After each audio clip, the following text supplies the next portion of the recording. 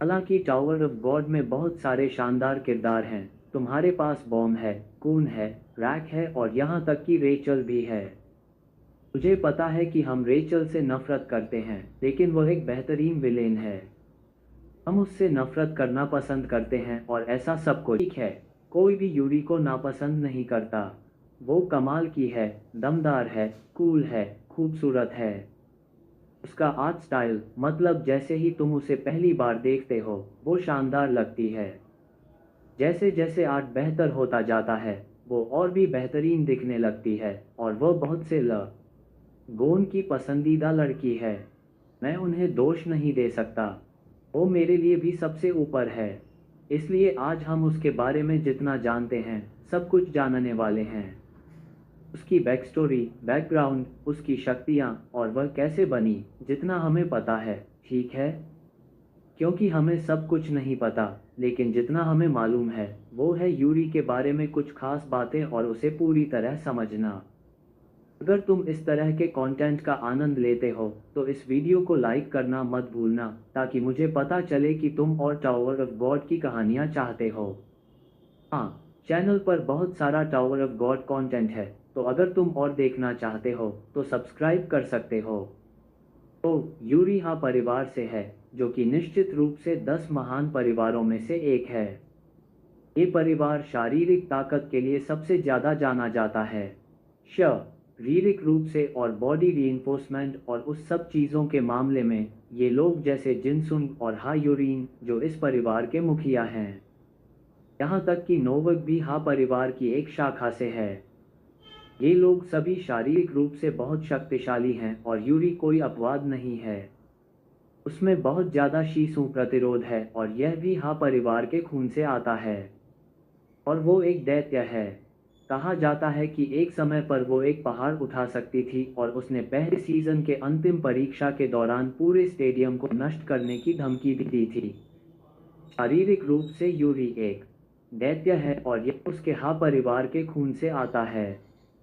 वो आमतौर पर यूरी जहाड के नाम से जानी जाती है, लेकिन उसका पूरा नाम हा यूरी जहाड है।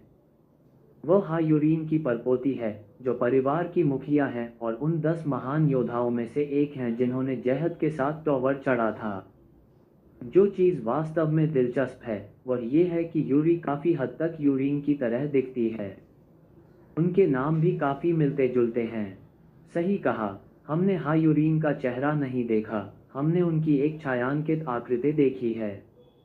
लेकिन क्योंकि वह इतनी समान दिखती थी, तो परिवार ने सोचा, अरे, हम अपनी सारी उम्मीदें और भरोसा इस लड़की में डालने वाले हैं, क्योंकि वो अगली हायूरिंग बनेगी।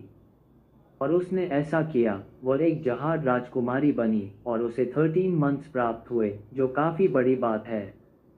इसलिए वह टॉवर में एक बहुत ही प्रसिद्ध राजकुमारी है, लेकिन वैसे भी हायूरिंग से उसकी समानता के कारण उन्होंने उसे ब्लैक स्नेक हेड उपनाम दिया, जो उसकी परदादी के उपनाम से बहुत मिलता जुलता है। अब निश्चित रूप से उसे जो हथियार दिया गया था वह ब्लैक मार्च था। हालांकि अब उसके पास ब्लैक मार्च और ग्रीन अप्रैल दोनों हैं। ठीक है, तकनीकी रूप से उसके पास ब्लैक मार्च नहीं है, लेकिन वह आधिकारिक रूप से दोनों हथियारों की मालिक है, जिसका मतलब है कि वह गौरोम के बाद पहली राजकुमारी है जिसके पास 13 मंथ्स हैं, जो उसे और भी प्रसिद्ध बनाता है। अब अगर उसकी साधारण दिनों की बात करें तो उसने लेरोरो के साथ टॉवर चढ़ाई शुरू की थी और वह उसी समय एक रेगुलर थी। लेरोरो और यूरी वास्तव में उसी समूह में थे जब उन्होंने शुरू किया था। जैसे बॉम, एनैक, हॉट्स, कून, रैक सभी एक ही समूह में थे, है ना? और एंडोसी, वह भी लेरोरो के साथ उसी समूह में थी। और दिलचस्प बात यह है कि उस पूरे समूह में से केवल ये दो ही रैंकर बन पाए। बाकी सभी या तो चढ़ाई छोड़ चुके थे, मर गए थे या असफल हो गए थे। तो ये काफ़ी दिलचस्प है। हालांकि यह ध्यान देने योग्य है कि यूरी ने लेरोरो की तुलना में टॉवर बहुत तेज चढ़ा, क्योंकि जाहिर है वह एक राजकुमारी है। यहाँ तक कि एक सीन भी होने वाला था, जैसे सीजन 1 के एक चैप्टर में एक फ्लैशबैक की तरह, जहाँ लेरोरो अपने पहले यूरी से मिलने की याद करता है, या शायद यूरी लेरोरो से पहली मुलाकात को याद करती है। सही। और इसी वजह से इन दोनों के काफ़ी फैन आर्ट्स और शिप्स हैं, जो दिलचस्प है क्योंकि हमने इन्हें कहानी में कभी बातचीत करते नहीं देखा, लेकिन हमें पता है कि वे एक दूसरे को जानते हैं। उसके अन्य किरदारों के साथ संबंधों की बात जारी रखते हुए, वह वुल्हिक सॉन्ग का हिस्सा नहीं है, वह समूह जिसका हिस्सा यूरिक है और जो टॉवर से बाहर निकलने की कोशिश कर रहे हैं, है ना? वह आधिकारिक तौर पर उस समूह का हिस्सा नहीं है, हालांकि वह उनसे जुड़ी हुई है। वह उस समय वहां थी जब समूह की स्थापना हुई थी, या जब उन्होंने विंग्ट्री की स्थापना की थी। हाँ, तो वह उनके साथ कूल है, वे संपर्क में रहते हैं और समय समय पर साथ काम करते हैं। बिल्कुल, कुर्डन और वे सभी लोग वाल्हायक सॉन्ग से आए थे, इसलिए वह उस समूह के साथ मैत्रीपूर्ण संबंधों में है। तो क्योंकि वह हायूरीन की परपोती है, हा जिन सुन उसका अंकल है। अब मुझे नहीं पता कि वे एक दूसरे को जानते हैं या नहीं। जहाँ तक मुझे पता है, उन्होंने कभी कहानी में आपस में बातचीत नहीं की है, लेकिन वे रिश्तेदार हैं। वह उसका अंकल है, तो अंकल जिन संग तुम्हें मिल गया। और उसके और हा चेओन ही के बीच कुछ मैत्रीपूर्ण प्रतिद्वंद्विता जैसा था, लेकिन ज़्यादा प्रतिद्वंद्विता की तरफ। जब वे छोटे थे, तब उन्होंने साथ में ट्रेनिंग की थी। और चेओन ही उसकी कजिन है? मुझे नहीं पता, लेकिन विकी के अनुसार वह उसकी सौतेली बहन भी है। अब मुझे नहीं पता कि यह पुष्टि हुई है या नहीं, लेकिन ये दिलचस्प है। और जो वाकई में दिलचस्प है वह ये है कि हायूरीन का अहरी हाँ के साथ संबंध था। अब अहरी येहान नहीं, बल्कि अहरी हाँ, जो अहरी येहान से संबंधित है। ठीक है, मुझे इसे फिर से शुरू करने दो। अहरी हाँ, जैसा कि मैं उसे बुलाता हूँ, वह वाइट के परिवार का नेता है। वाइट है, वह तलवारबाज, वही अहरी हाँ है ना? हाँ, और अहरी परिवार। फिर तुम्हारे पास अहरी परिवार है अहरी हाँ के साथ, और वे आपस में जुड़े हुए हैं और कुछ तलवारें भी इस्तेमाल करते हैं, लेकिन वे काफ़ी शांतिपूर्ण और अहिंसक परिवार हैं। वे सभी अहिंसावादी हैं, सही, या उनमें से ज़्यादातर हैं। यह वही परिवार है जिससे अरी ब्राइट शारन आता है।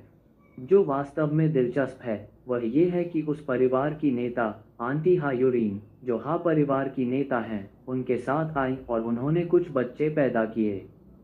उनके जुड़वां बच्चे थे। अब उन्होंने कभी शादी नहीं की, लेकिन ये सिर्फ बताने के लिए है कि उनका एक रिश्ता था। और यूरी उसी वंश से है, इसलिए उसके अंदर अहरी का खून भी है। उसके परदादा अहरी हाँ हैं। इसका मतलब ये है कि वह अहरी परिवार के कुछ अन्य लोगों से भी जुड़ी हुई है। ओह, ये थोड़ा उलझा हुआ है। तो हाँ, यह इंगित करने वाली दिलचस्प बात है। तो हाँ, ये बताने वाली दिलचस्प बात है। ये कुछ ऐसा भी है जो मुझे नहीं पता कि उन्होंने इसे कहानी में कहा था या नहीं, लेकिन शायद कहीं किसी ब्लॉग पोस्ट में कहा हो। सू को मुख्य अध्यायों के बाहर की कहानियों में गहराई से जाने का शौक है। इसे बताना दिलचस्प है। मुझे शायद इसे शुरुआत में ही बताना चाहिए था, लेकिन वह एक फिशरमैन है और उसका उपनाम ब्लैक स्नेकहेड है। वह एक हाई रैंकर है।